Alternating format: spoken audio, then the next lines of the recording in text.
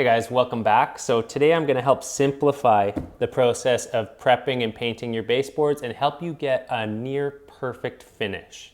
But first, I'd like to take a moment to thank DAP for sponsoring the video and for producing products that I've been using for my entire career. If you'd like to support the channel, choose DAP products whenever possible. Okay, first things first, you guys, your finish can only be as good as your job site is tidy. So keep it clean.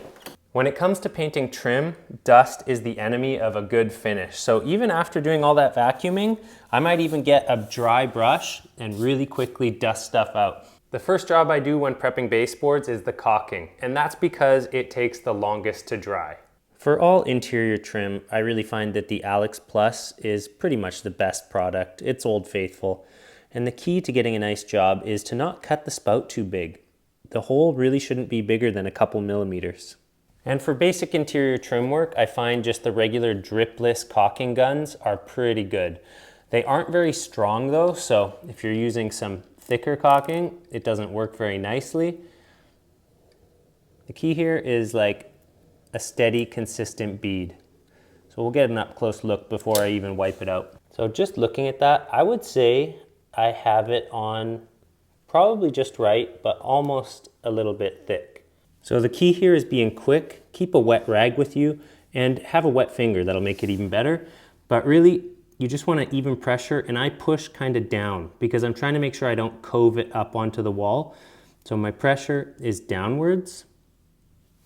And I'd say, yeah, I have a bit too much on there, but it's gonna look fine when it's painted.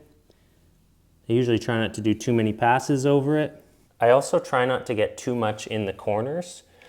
This existing trim needs a little help. So you can take that extra bit there and use it to fill in what you didn't get in the corner. And it's not quite looking pretty yet. And we want to be sure to just have a wet finger and a quick steady motion. Like I mentioned, I think I had a bit too much on there, so I'm going to do one more pass, kind of pushing downwards to get that into the gap. So if we get a close look, there's that little bit that's probably going to fill in with paint. I would say, again, a little too much caulking on there, so it's slightly coved, but don't stress too much because by the time you paint it, maybe tape off the trim, you'll be able to create a nice crisp line there. Won't be a problem. And it will especially look good from back here. Always remember that. I honestly think that caulking the trim is actually probably the easiest part of the job. And one of the main problems that people have with it is they're just not familiar with the tools. They have too big of an opening on the tube and they don't know how to get that nice even bead. I'll generally do the full length. Again, I try to stop a couple mils away from the corner. And really, unless you have too much somewhere, it should just be 1 or 2 passes. And you can always take, if you feel like you didn't get something full enough, you can take a little bit from your hand, from the excess. And the corners is one of the things that I can tell if somebody isn't experienced with this because they leave little lift-offs and little tags all over the place. But yep, that's looking pretty good. Remember I mentioned to stop it just shy of the corner because you can come back. It's a lot easier to clean out a small amount of caulking than too much. It might take a few passes until you get it to look like that one. No big lift-offs and no hard edges. Just like finishing drywall. It should be pretty tidy. So that is actually kind of ugly there. And it could use probably just one more pass. That's better. And there's a lift off. But again, from back here, it looks pretty good. But wait, there's more. So I do these as well because they have a tendency to crack if you don't do them. Again, I stopped short of the bottom. And you don't need to leave much in these, so I took out most of what I put in. And what I forgot to mention there is that if you've done butt joints, this little part can usually use something to make it look a little better. Fill it in just a little bit. And of course, you're trying not to mess up your existing work. It's a delicate little bit of surgery, but when you're done, it should look about like that. And just when I thought I was done, there's even more. So here we have an exposed MDF edge. If we go straight to painting this, what's going to happen is it's going to soak up all of the paint, and it will take about 3 to 4 coats of paint to actually go away with a bunch of sanding in between coats. Because the MDF is so porous, it just pulls the paint up like a sponge. So a really quick tip is actually to just use some caulking. It works really well at very quickly sealing up this edge. And it could take a bit of practice to do it without making a total mess, but trust me, this will save you a lot of time and headache. So you want to take off most of what you put on there. But yeah, this is going to help you do this in 2 coats of finished paint. So no primer needed here. It'll soak it up really quick too, so you don't have a lot of time to work with it. But yeah, this is a great time-saving technique. Okay, we're actually done the caulking this time. Next, I'm using another DAP product. This is just wood filler, Wood Pro. So to do this, I like to have a 2-inch knife and a 1-inch knife in hand. Okay, so it's pretty straightforward. I usually wipe it on in one direction, wipe it off in the other.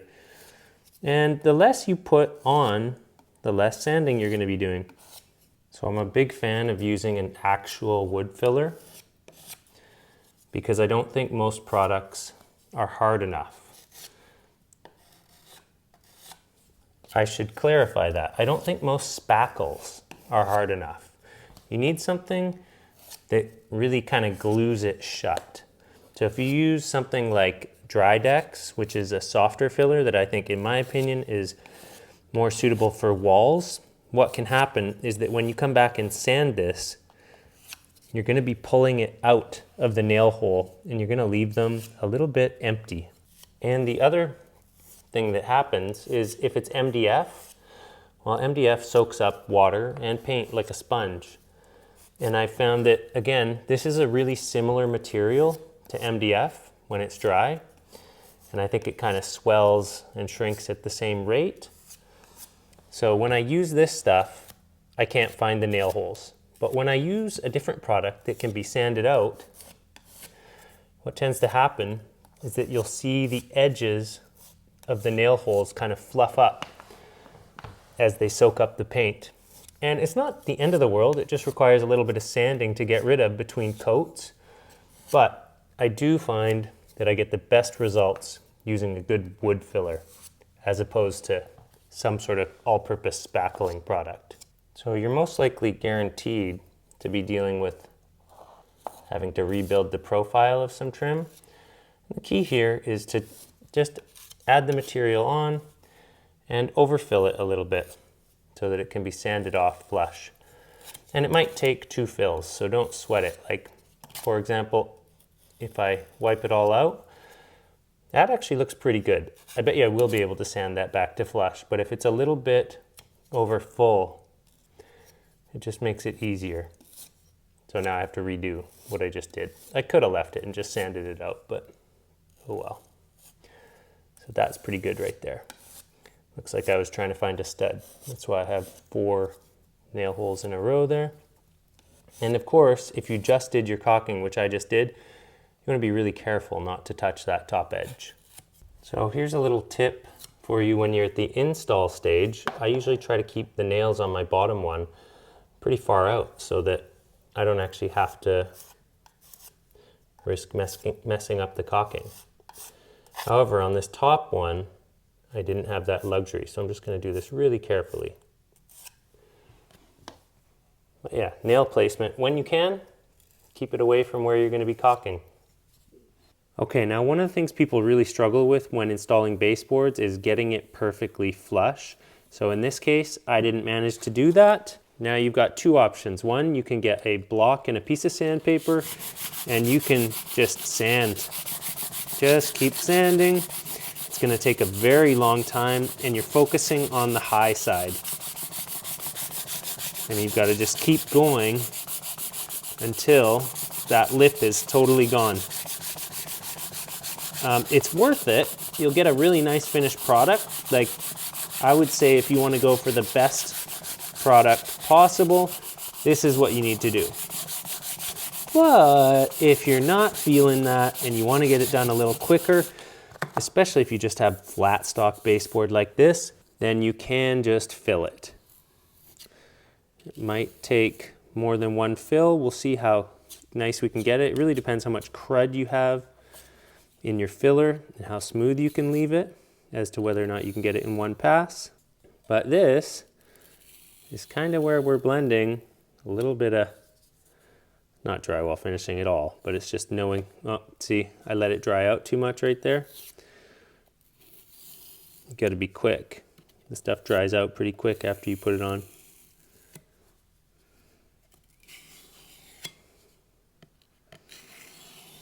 Feather those edges. Again, I do think sanding it flush is actually the more professional way to go about it, but it kind of depends how much time you have and what location it's in. Is it somewhere where it's really going to be highlighted, or is it somewhere like behind a couch where you're never going to see it again?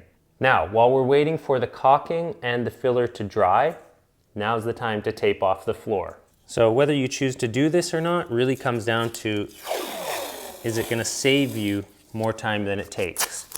And I really don't like cutting in the baseboard at the floor level unless I'm just doing a very small amount. Okay, so see what I'm doing? I'm actually tucking the tape under the baseboard whenever possible.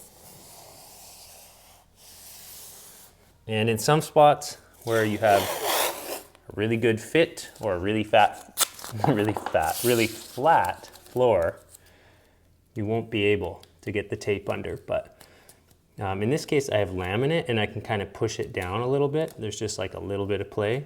So that's what I'm doing. And sometimes you might struggle with that. And that's where it's good to just have the 2-inch knife handy to at least just kind of push it in there as much as possible.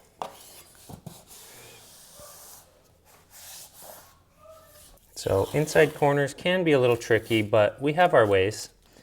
So you can take your knife, tear it like this. That's pretty close to square. Watch out for the caulking you just did.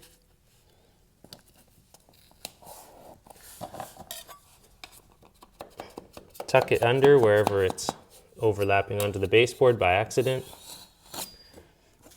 And of course, you only need to do the square part once if you got it close enough. It can be a little painstaking, but it's worth it to do a good job at this stage. I also just put the stuff down in 2 or 3 foot chunks, just to keep it manageable instead of trying to navigate the roll. You will get the job done in bite-sized pieces. Just for reference, if you aren't using tape, what you have to do is literally get down to floor level and do a really nice cut in as close as you can down there without getting paint on the floor. If you're a skilled painter, you can do it for sure. But I find it a lot of work. I would rather be able to just speed along, just, you know, brush and not worry about it. So again, for me, this part speeds me up. Now the downside, depending on how much you wedge the tape under the baseboard, it can be a real pain to get out sometimes. So that's the downside. That's where you're gonna lose time. Okay, at this point, I would highly recommend waiting for the caulking to be completely dry before you start sanding. Most of it takes about an hour before it's really skinned over, but it can take at least up to 4 hours or even overnight before it becomes hard enough to not be dented, because if you're not careful, once you start sanding or applying paint, like, you can really easily poke it and leave an indent in it that, you know, you'll have to fill again. So there's no sense ruining your hard work. Just wait until the caulking's actually dry before you start sanding. Okay, when I like to sand baseboards, I use a folded up piece of sandpaper. So this is just a sheet ripped in half. I fold it once like this, fold it like this, and that way, and that way. So you now have 4 sides of the sandpaper, right? One side, and then we can open it up and change it around when that's worn out. It's a pretty quick, simple way to do it. And we got this joint. I'm not gonna do much more than just go over it like this. Sanding is everyone's favorite. How many jobs are there where sanding isn't the least fun part of it? So I can still feel that, which means it's going to show up a little, but it shouldn't register as so much of a shadow. We sand for 3 reasons. So the first is to promote proper adhesion of the paint. I don't actually intend on priming this. I'm just going to be using a Sherwin-Williams urethane-based trim paint, and that should be good enough.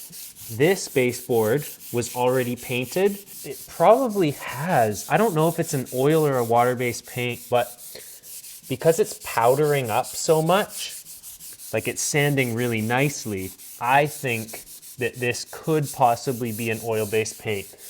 And contrary to what most people think, primary reason that latex paints don't stick to oil-based paints, and correct me if I'm wrong, guys. Let me know in the comments what you think or what you know about it.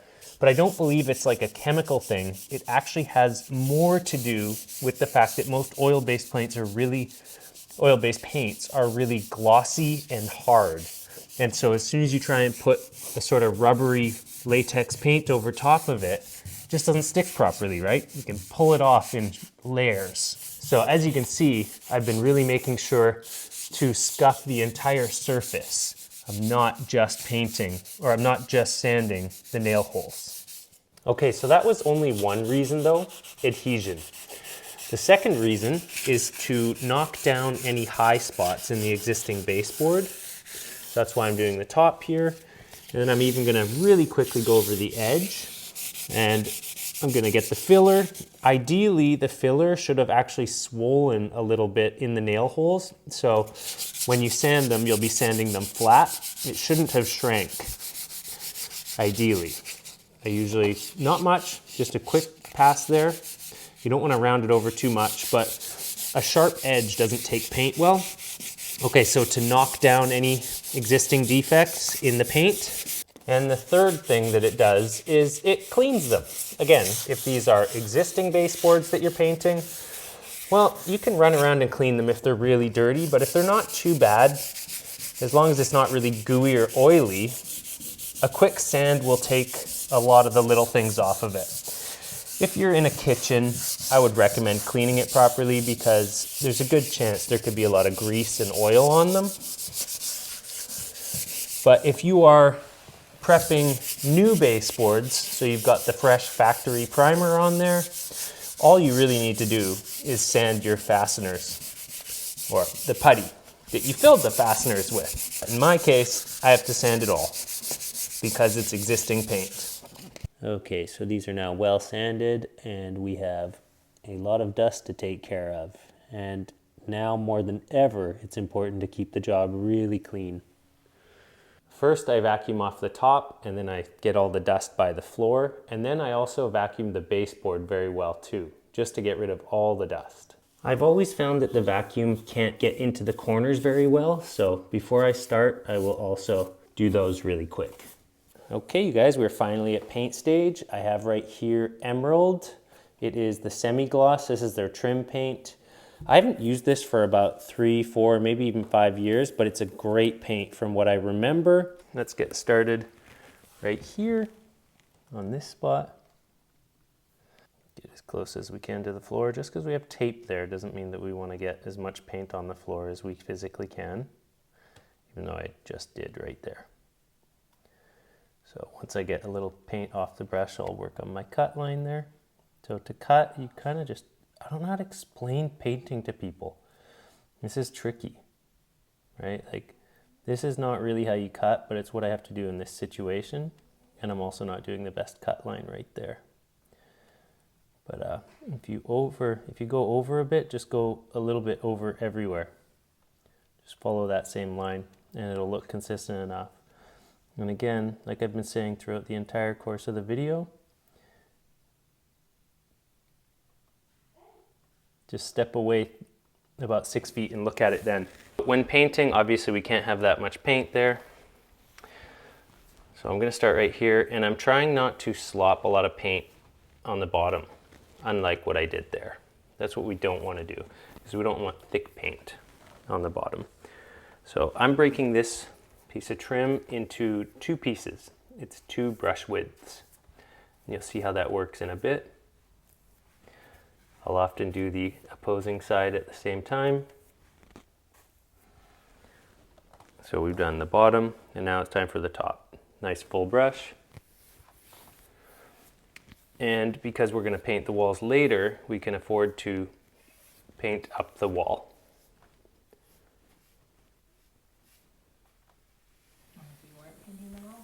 If I wasn't painting the wall, I can show you how I would do it if I wasn't painting the wall, when we get a little further and I have a little more room. So, like drywall, gotta be gentle. And I went over the edge a bit. I don't know if you could see that, but we gotta kind of take care of that. Like if it doesn't look quite right, give it another pass. There's some big ugly brush strokes there. Okay, we're done this slow bit. Maybe we could speed up a bit on the next one and lift off into your already wet paint. And that's gonna level out. Okay, now we're getting to somewhere you guys can probably see a bit better. So don't start right in the corner. Start a little bit away so you can spread your paint back.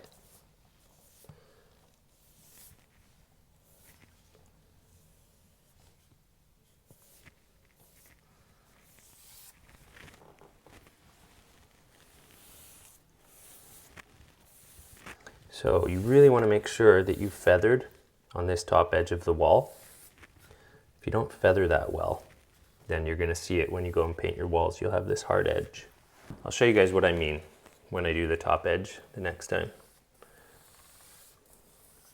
I think the hardest thing about painting for people is not understanding how much paint they have and where it is.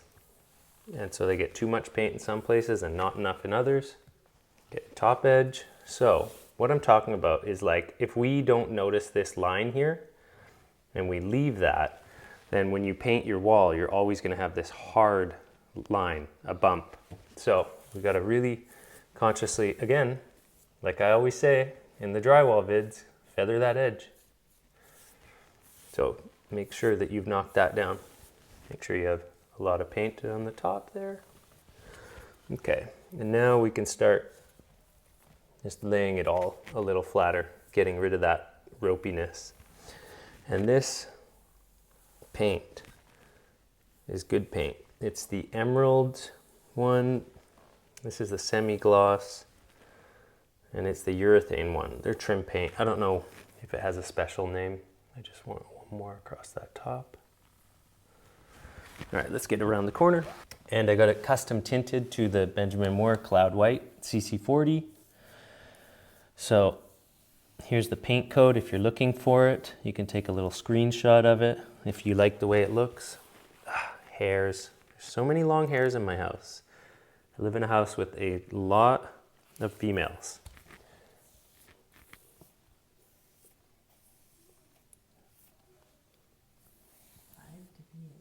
Five to be exact, my wife says. And 2 dudes. Yeah, plus lots of guests. There's always a lot of long hair on the floor in this house, even though I just vacuumed. Okay, the corners you got to be careful on. So I'm brushing away because look what happens if I brush the wrong way. Oops. Nobody likes that. But you can get rid of it, especially if this side's still wet. So you just have to be really careful and then brush this way. Right? You just got to be really conscious of your edge. Don't wipe onto an edge. I really prefer brushing baseboard, but I'll show you guys the other method real quick, just so you have another tool in your toolkit. And as long as you get a moving start before you hit the baseboard, you're not going to leave an ugly brush mark. Okay, like I was saying though, this emerald stuff lays really flat after you put it on. So you can see the ropiness right now. but as it dries and it loses its sheen, it's going to, it'll just flatten out and look really nice. Let's really quickly do the roll and back brush method, because some of you guys might like it. So you just have to make sure you don't have too much. I'm gonna go as close to the bottom as I can get, so it's not actually getting pushed under the baseboard at this point, unlike when you brush, so that's kind of good. Go up to the top. All right, so now let's do that top edge.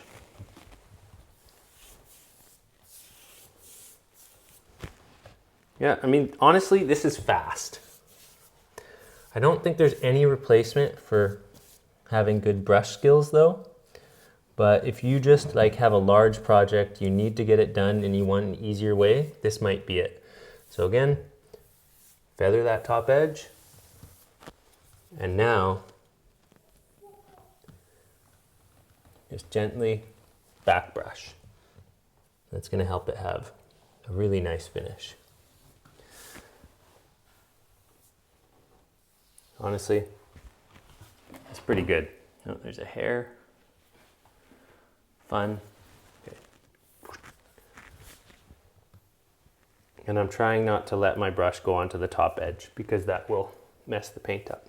Feather off into the wet paint. So that's actually a pretty efficient method. Again, if you want to cut down on the brush work, I would recommend doing it like that. It works pretty well. I'm a fan of having less tools, so I'm gonna carry on and finish getting this first coat on. And we'll catch up again on the second coat. Okay, you guys, it is time for me to sand.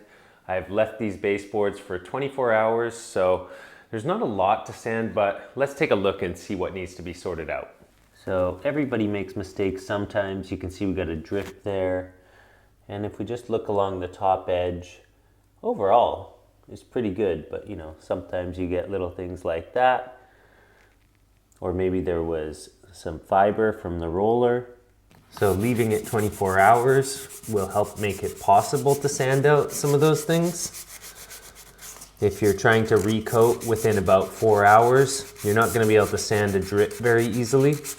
That'll look good enough now. And all it is just like one quick pass across the top. That's just to get rid of anything unsightly. We want to be sure not to sand the edge very hard, because if you sand your corner, you're going to take the paint right off. So really don't put much attention on that corner at all.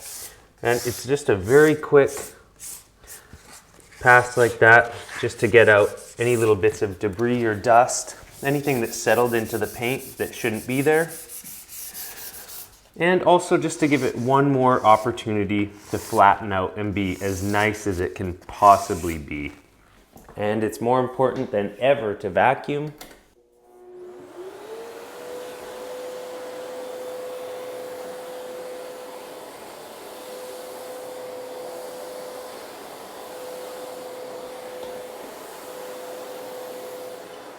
And definitely don't forget to brush out the little corners. Dust loves to collect in those corners and ruin your finished coat. And for those who are wondering, the sandpaper I'm using is 180, and once it gets burnt down, it starts to operate a little more like a 220. And the brush is a Worcester silver tip. I really like these ones. And I'm going to be just brushing on this coat because even though I felt like the roller was kind of fast, I just want less tools in my hands. Oh, almost forgot that. Okay, I know some of you might be thinking that sanding in between coats of finished paint is excessive. And yeah, if it goes on perfectly and you have no fuzz from a roller, no dust built up anywhere, no drip marks, you can get away without sanding it. But here's what I've noticed about the work of people who sand versus people who don't sand. I've noticed that you can tell who sands between coats, because somebody who sands between coats, their work tends to get progressively smoother. It gets progressively smoother with each coat, and people who don't sand between coats, their work starts to get progressively rougher. So that is the main difference that I have been able to observe between people who take that extra step. And yes, it's a lot of work. And anyone who's painted a lot knows that applying paint is probably only 20% of the work, at most sometimes. So yeah, it's a lot of work, definitely. But I do think that the finish usually speaks for itself. So I need to just kind of get to painting this place. I don't feel like I have a lot more that I can show you on this coat. It's just more of the same.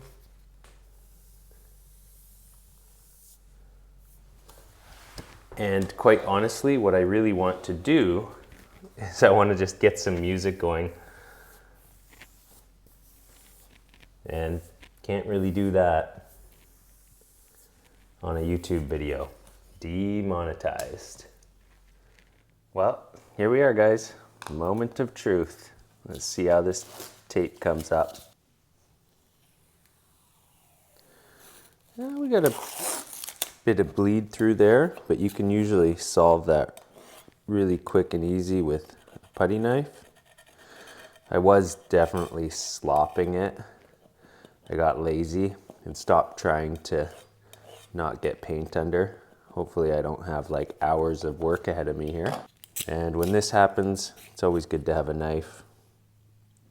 Very gently score under the baseboard.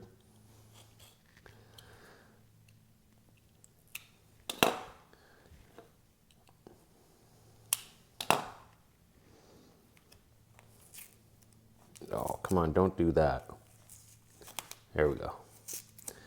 There's a technique to pulling the tape so that it doesn't do that so much. Kind of got to pull up like this. It's not too bad in general, not too bad.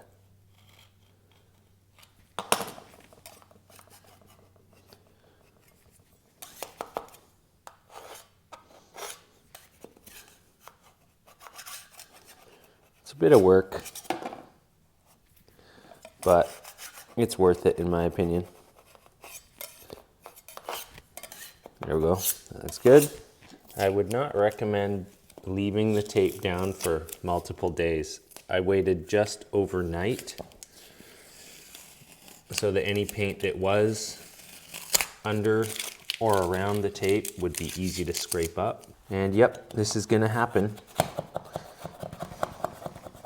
in some spots where the tape doesn't go under enough or where you don't push the edge down enough. And you should be able to just gently scrape it off with something. Don't sweat it. Okay, so nobody needs to watch me pull all the tape up on all the baseboard. Let's get a look at some of the problem spots or spots that we looked at throughout the course of the video. First, let's just get a nice look at this baseboard. So as you can see, when you have a nice dust-free coat of paint, it almost looks like you just put a thin layer of perfect plastic over top of it. And those miters, where I suggested that you put caulking on the edge, so that's what it looks like after 2 coats of finish paint. No priming, just a very light sanding between the first and second coat. And at the beginning when I was doing the caulking and I said, don't worry, the paint will fill it in, it didn't really, but don't forget, you should be looking at it from up here. It looks like with this miter that I didn't fill it in with caulking as I was wiping, so that would have made that less obvious. However, this light right here shining directly down on it is really making that shadow look a lot worse than it is. If I change the direction of the light, you can see that it's basically invisible unless you get 1 foot away from it. Okay, with the worst, most critical lighting imaginable, here's that joint. It definitely stands out. I would say a lot of that has to do with just needing an extra coat of paint and the fact that there's a line above it. But let's turn that light off and see how it looks, because that's not at all what it's normally going to look like. So there it is under normal lighting conditions. I do think that I should have taken the time to just sand it, because if you get really close, it's still there. But again, from your normal vantage point, It's almost invisible. You could pass it off on most customers, but this is my own place, so I'm not too worried about it, but I definitely should have just taken the time to sand it flat. And why don't we get one last look at the baseboard before we close out the video. So again, under normal lighting conditions, even this is brighter than it'll usually be. There's a butt joint. I think I actually like the way miters look better. I think I might start doing miters on my own jobs.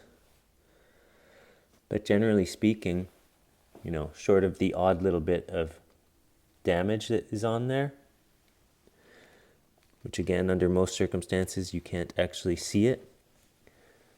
There's some defects on that board, which is just like a defect from the milling process. And one more time, if you like this color, just screenshot that.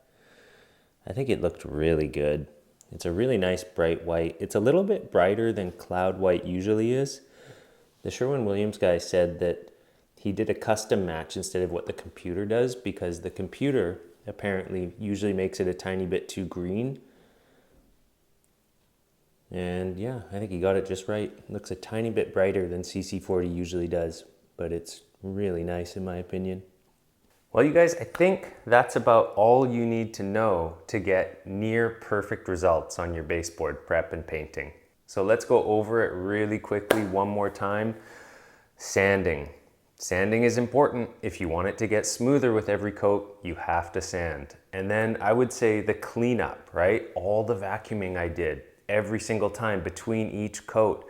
And in this house, like my dogs, they come run around in here during the day. There's hair everywhere. The dust gets kicked up. So yeah, I had to spend a lot of time vacuuming and cleaning. If you want to see hairs and dust and bits of debris in your baseboard, don't do a good job cleaning. And then finally, it's just, you know, putting a nice even coat of paint on, which takes time and practice. So whether you choose to do it with a roller or whether you choose to do it with a brush, you just want to make sure that paint is nicely evenly spread and you don't have too much in any place. So on the first coat, I had 2 drips. And so far, I haven't seen any drips in my second coat, because I would say, you know, by the time I did these 2 rooms, I really started to get the feel of it again. And it takes a little time to get used to it. So maybe start somewhere like in a closet where you can afford to do a sloppy job first. Anyways, I think that covers everything. So thanks a lot for watching, you guys. I hope you get some really good results. And we'll see you in the next video, which might be how to prep and paint the walls, because obviously they are begging to be painted now on top of this nice baseboard. Okay, till the next one. Is the audio coming in? Yeah, okay. I have a helper. You're not actually that helpful, you know.